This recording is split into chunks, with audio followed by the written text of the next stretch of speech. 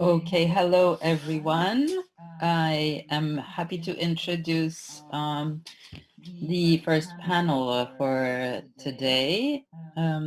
So welcome also to those who arrive now to the Promoting EU Values in the Time of Physical Distancing.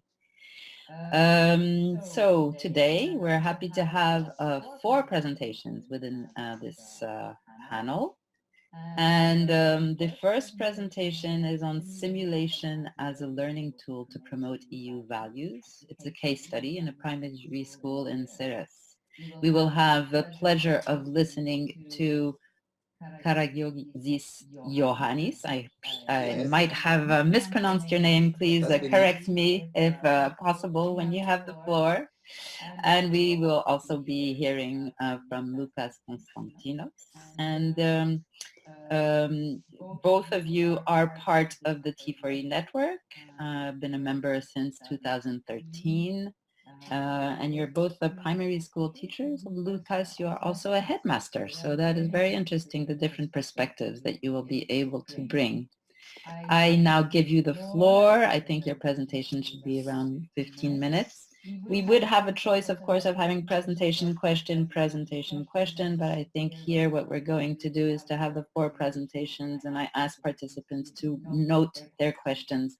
I will be looking at the chat and gathering questions for you at the end of the 4 presentations, if that is okay. Does everyone consent?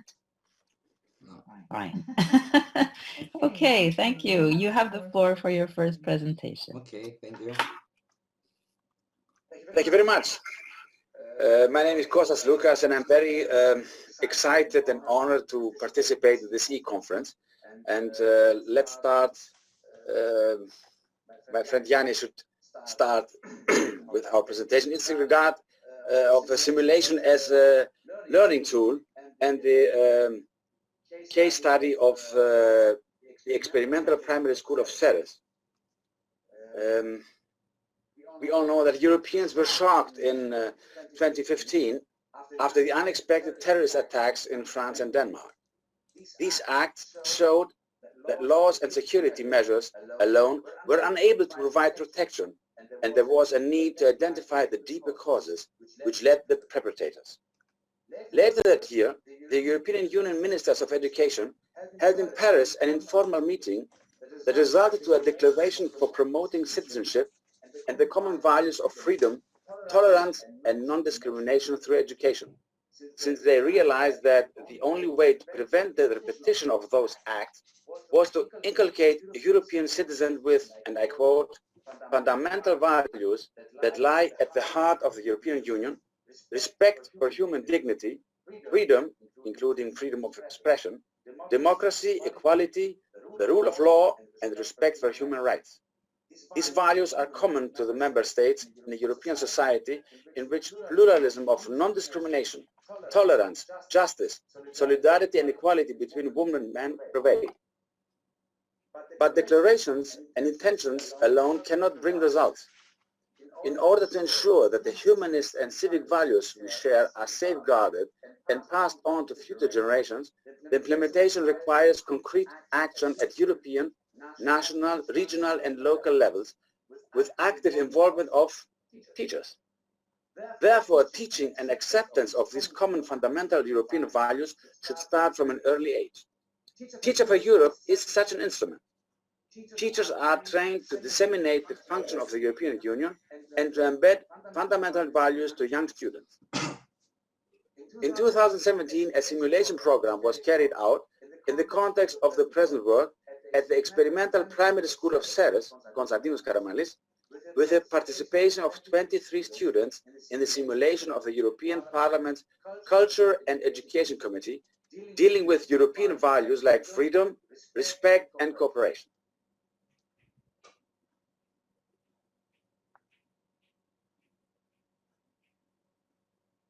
The benefits that arise for students from collaborative teaching are multiple.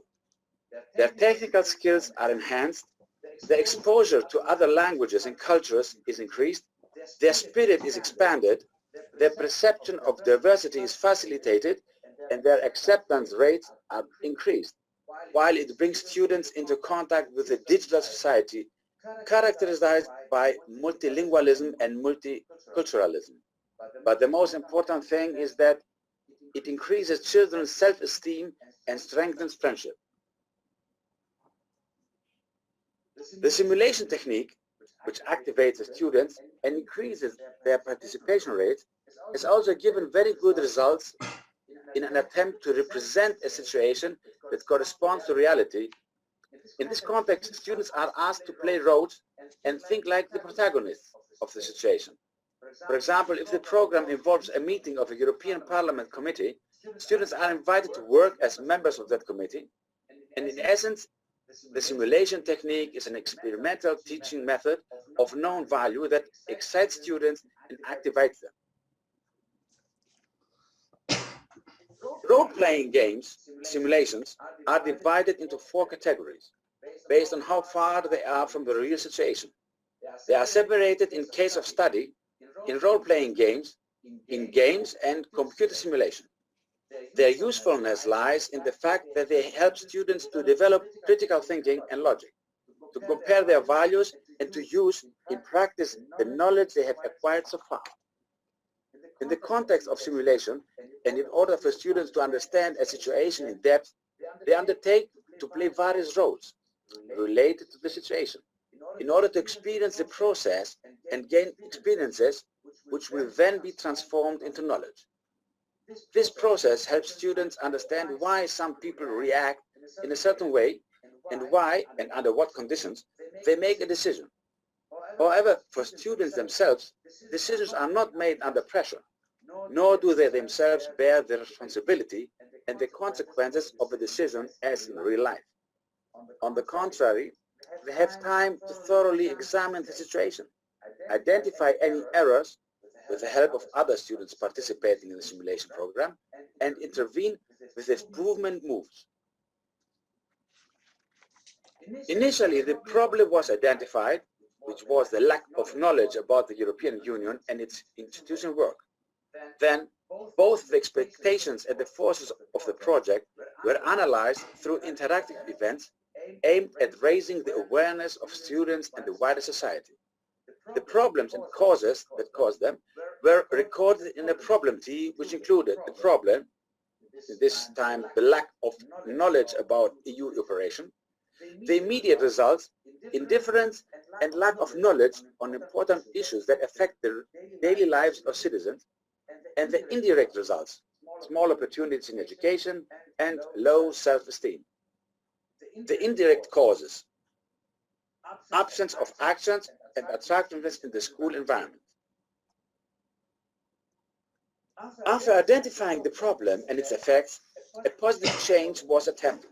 So the solution tree was now structured as follows: direct causes into objectives, indirect causes into activities, immediate results into expected results, and indirect effects into expected impact. It was found that knowledge on the European Union and its course of action was insufficient.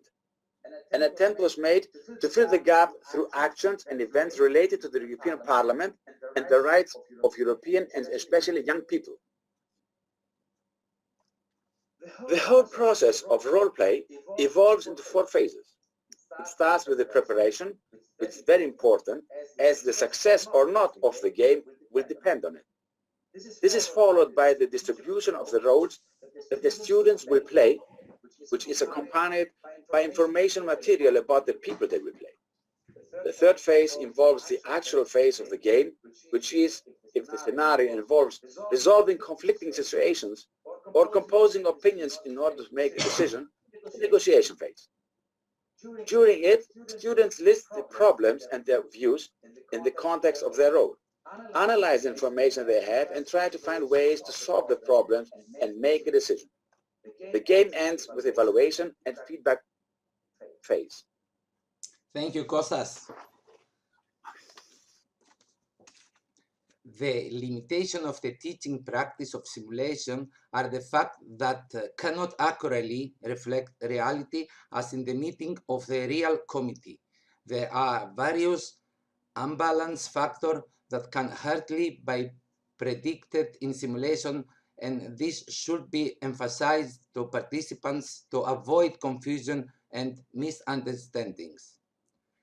As in every other teaching situation, the role of the coordinating teacher is important as she guides through the whole procedure.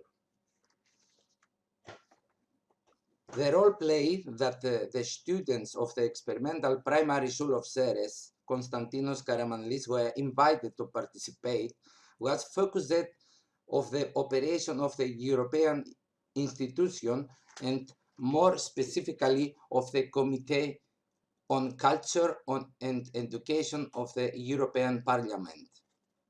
The ultimate goals was for students to get in touch with the policies being developed in Europe and to learn about how its institution works.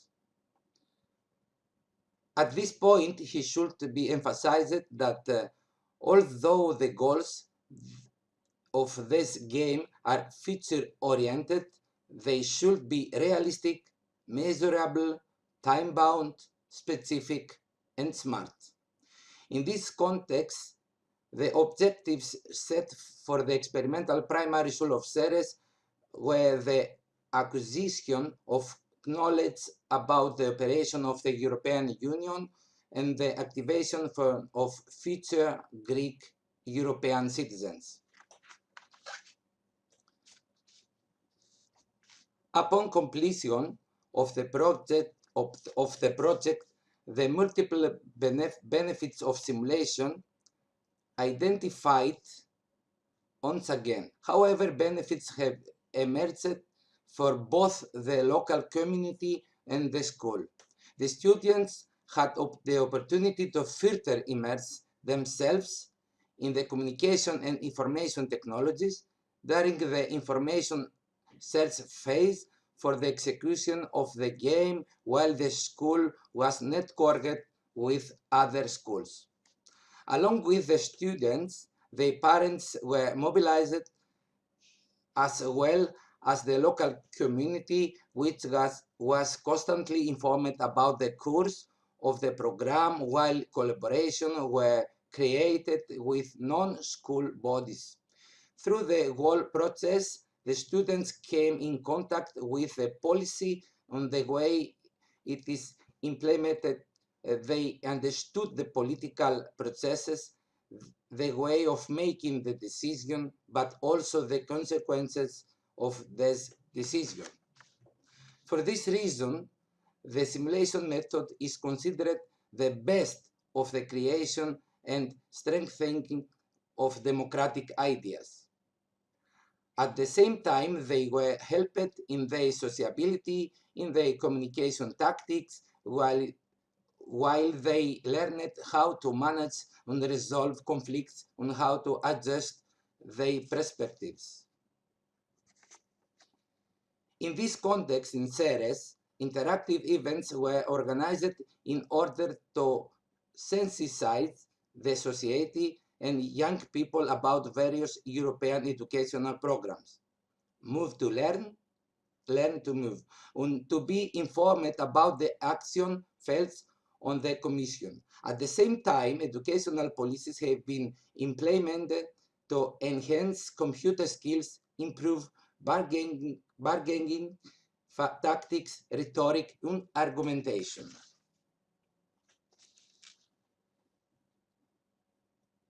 The experiences gained by students extend beyond the learning level while making them less distant from various everyday issues which until recently seemed complicated. Now, since picture is worth 1,000 words, you can imagine the worthiness of the moving picture. Please take a couple of minutes to see what the students actually did on the presentation and dissemination day.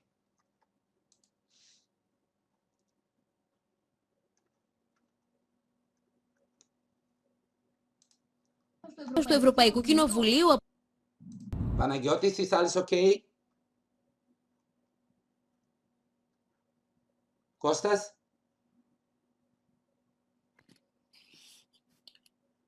Are you trying to show a video through your screen? Yes. Yes. Okay, so all we can see is a blank screen right now. So you have to put the video on the same, if you're using two screens, it has to be on the same screen where you had your PowerPoint. Yes. Okay. There, now we see Yes. it. Thank you.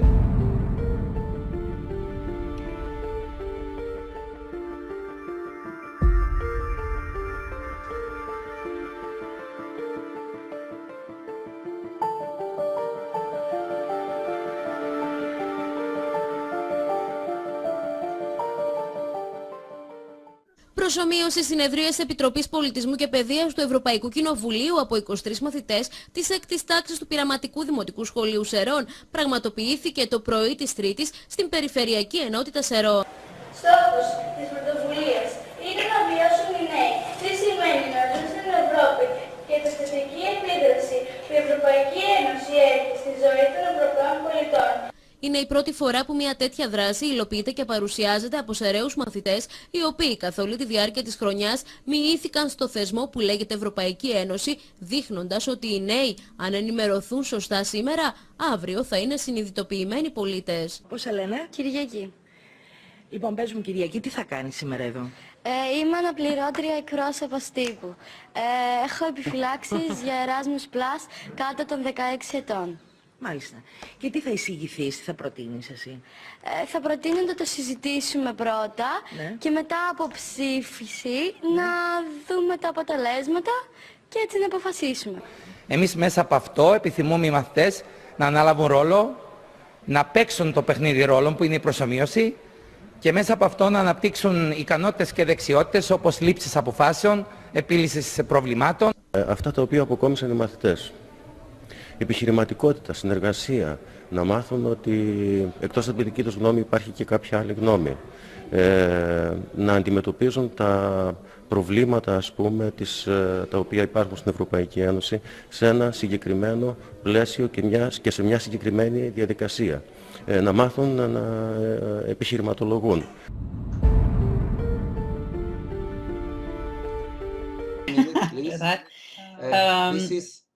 This is a photo after the simulation. And thank you all for your attention. Thank you very much. Thank you so much, Ioannis and Kostas. This was a very, very interesting project that you had here. I have a few questions for you, but I'm keeping them for the end, and I invite others to do the same.